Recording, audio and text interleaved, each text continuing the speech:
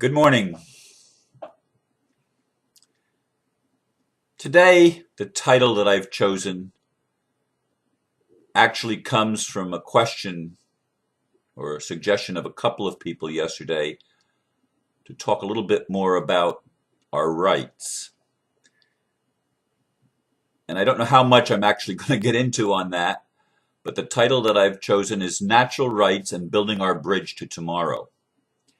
And I begin my blurb from the Declaration of Independence from Thomas Jefferson, who wrote, "We are endowed by our Creator with certain unalienable, or some say unalienable, rights." Then I have another quote. This one's from Barack Obama. "I want to be very clear. The people," and he said of Egypt, "have rights that are universal. That includes the right to peaceful assembly and association, the right to free speech, and the ability to determine their own outcome, or their own destiny, rather. These are human rights." And that was from January the 28th of this year. How do we build a bridge from our leaders knowing we all have rights to a world where those rights are honored and respected by those who accept the solemn responsibility of serving as leaders? The Declaration of Independence was a unanimous declaration, and the more that I look at the documents that were the founding documents of this nation of the United States of America,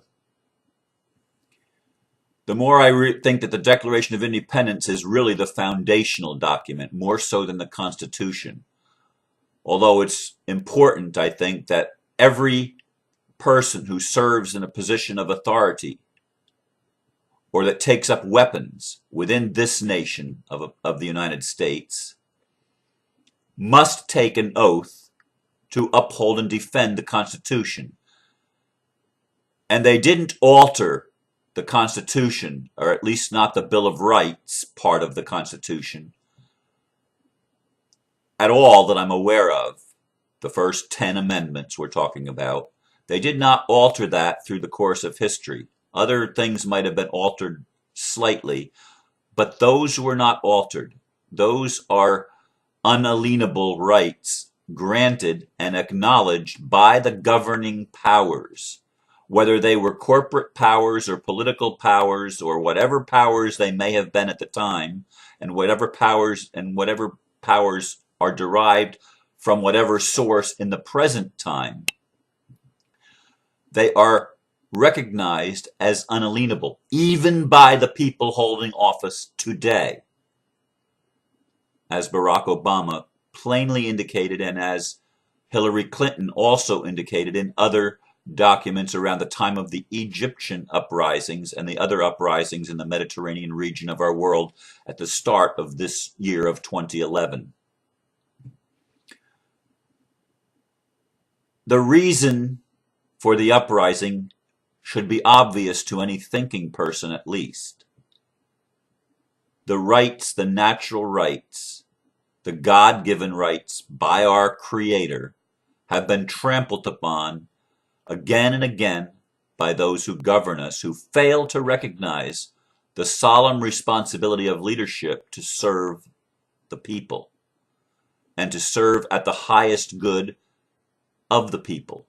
The problem is the people had forgotten.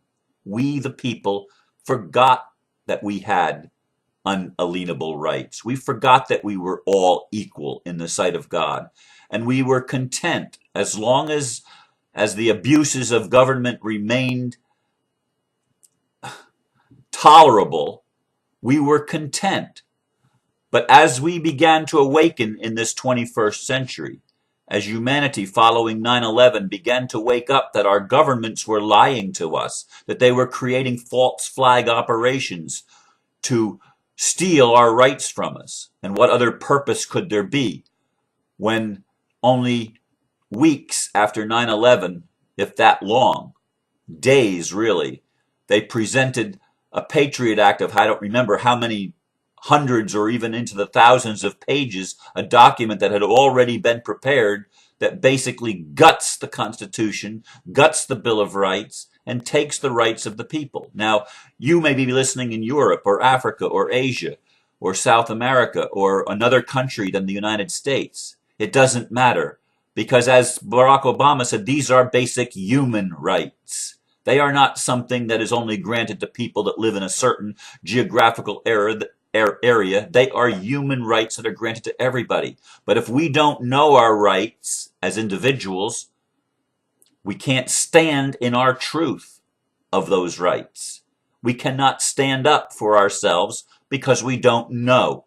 So education is the most important thing in building the bridge to our tomorrow. We must educate ourselves individually and collectively as to what our rights are.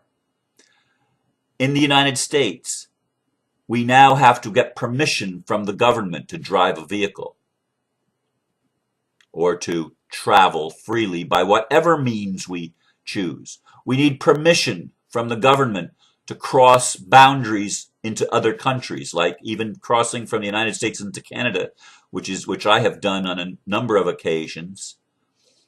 And it's pretty easy, never really that much of a problem. But if I wanted to go, when I wanted to go to the Bahamas, for example, which is an independent British Commonwealth nation, I had to produce certain documentation to get permission to travel from this country to another country.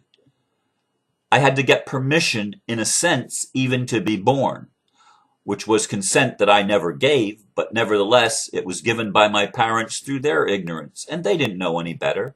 Neither did I know any better when my children were born. I didn't know. I was clueless when my son and my daughter were born back in the early 70s. I didn't know. And most people don't know. And that's why our rights have been trampled. That's why our rights have been taken from us unawares. We weren't even cognizant of the fact that they were doing something to us and making us victims of a system in which in which our power was taken away. But when we choose to be ignorant, when we choose to remain ignorant, we deserve to have our power taken away from us.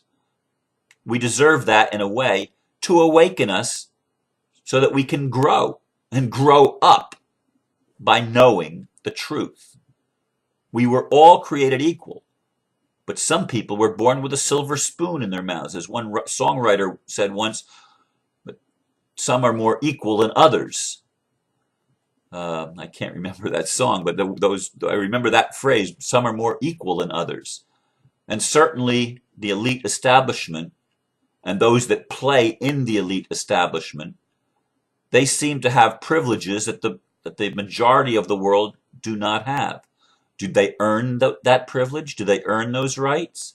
No, all men are created equal. We hold these truths to be self-evident, Thomas Jefferson wrote, that all men and women are created equal and endowed by their Creator with certain unalienable rights, life, liberty, and the pursuit of happiness. Some say the original was the pursuit of property, the ability to own things, to live peaceably in their own abodes, without fear, without coercion, without people carrying guns to try to tell them they're supposed to do something.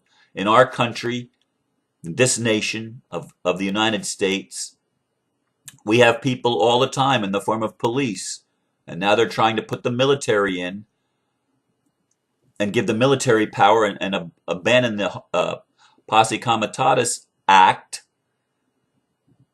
They're taking our rights away from us. They're doing this around the world. They've already done it in some of the third world countries where the people don't have rights. But in this generation, in this 21st century, people are awakening, and we're realizing we don't have to ask the government for permission to do things that are lawful. And what is unlawful? Unlawful is hurting somebody else against their will. It's defrauding them. It's taking physical action against them, whether it's murder or assault and battery or rape or any type of pillaging of the person or the person's property. These are violations of law and violations of natural rights. We have a right to live in peace. We have a right to reap the benefits of our own labor and our own creativity. We have a natural right to those things. We have a natural right to protest when somebody is trying to infringe upon our natural rights, and we have a right to be heard and to have the issue resolved by those who hold as a sacred trust a position of leadership to make sure that society operates smoothly. The society that I see coming ultimately may not even need money, may not even need government, at least not the obtrusive government that we have known now.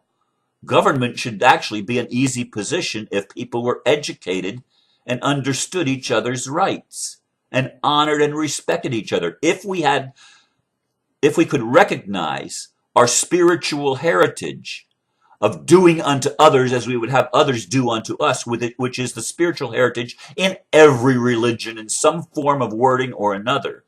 It's the spiritual foundation of human society, or let's put it this way, of cosmic society, of any society.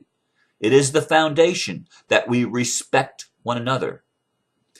So the first rule, the first way to build a bridge is by recognizing the truth that we have forgotten, that we all have rights, that they are granted by our Creator, and that we're all equal.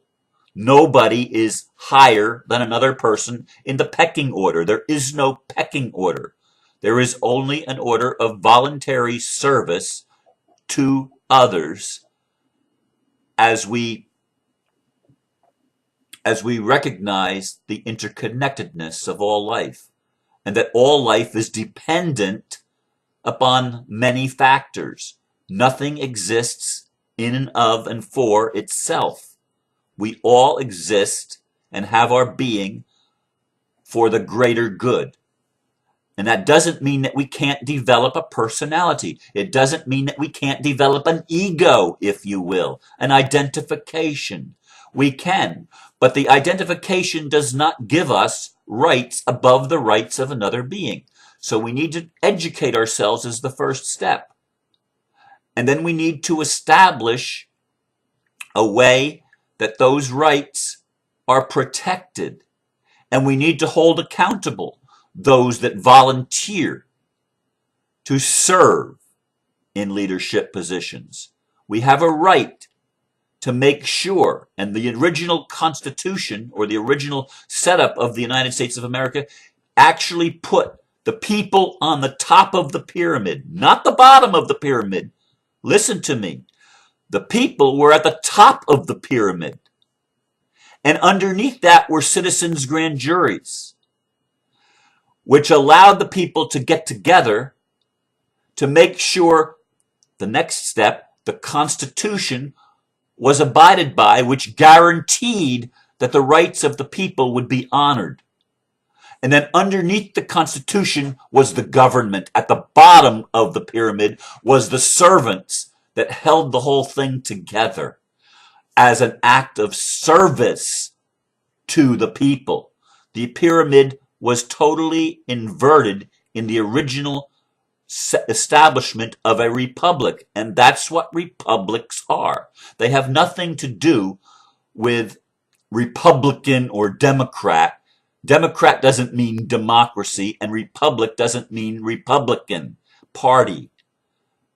It's that whole left-right conservative liberal paradigm is an insanity. Again, everything has been done in our society to awaken us by stealing our natural rights. We can express our faith in whatever we call God in any way that we choose. That's why freedom of religion was one of the cornerstones, one of the foundation points of the Bill of Rights. And these rights are not just for people that live in North America, in the middle of North America between Canada and Mexico. These rights are for everybody in the whole world. The Republic is for the whole world to be liberated, to be set free, to be empowered and enriched. But what has happened is our rights have been trampled upon and stolen. Our wealth has been squandered. Every one of us on this planet, with all of the money that the establishment has created, whether honestly or dishonestly, and much of it has been dishonest, but if you take all the numbers that are in the computers of how much wealth there is in this world, every man and woman, boy and girl, every person on this planet is a multi-millionaire. A multi-millionaire. If they were to distribute that equally to all people on the planet, what kind of a world would that look like? What kind of a bridge would establishing the wealth of every individual be in creating our tomorrow? That's what Nasara is all about, N-E-S-A-R-A. It's about reestablishing our rights, our natural, God-given rights granted us by birth, but we forgot and squandered our birthrights. It's time to reclaim it. That's what's happening on this planet in the Occupy movement. More and more. It's not moving fast enough for my taste, but it will accelerate, I'm sure. Maybe it will take more negative stuff in order to wake more people up, but it will happen. Whatever it takes, something will happen to awaken us, because we're moving back into the place where we can be free and not have to ask permission from authorities to do that which is lawful, because it will automatically be the way it is. We will automatically be able to travel and be born and to marry without getting permission from the state to do what is human right to do. We won't need permission. And the fact that we need permission now just shows how ignorant we have been over the course of our experience so far in this lifetime. I see I've gone over 17 minutes, so I'm going to pull the string on this. But I hope I've given you again something to think about and something to help encourage you and to use it to encourage others. Know your rights. Stand in your truth. This is your opportunity. This is our opportunity to awaken and build a bridge to tomorrow where every person, every human being will be honored, respected, and loved. And that's what Namaste means. Namaste.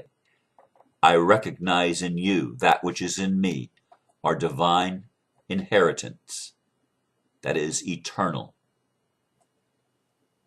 May it be established on earth forever. Amen.